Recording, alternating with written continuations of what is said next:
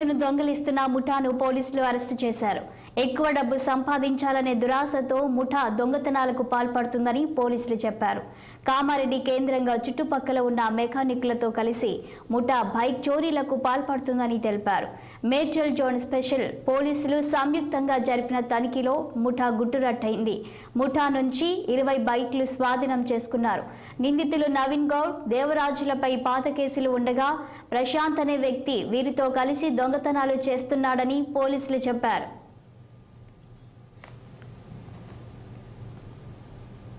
Vehicles దాంట్లో various vehicles ఉన్నాయి.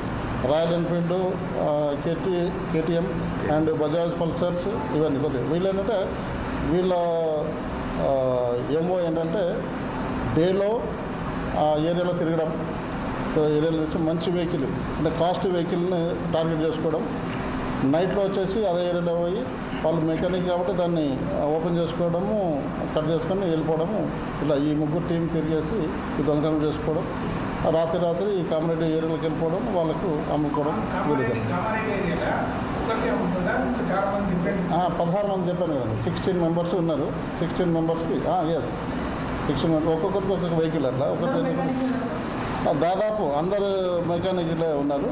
వాళ్ళు అట్లయితేనే వాళ్ళు సేల్ చేయడం కానీ దాంట్లో మాడిఫై చేయడం కానీ నెంబర్ ప్లేట్ మార్చడం కానీ అవన్నీ చేస్తారు.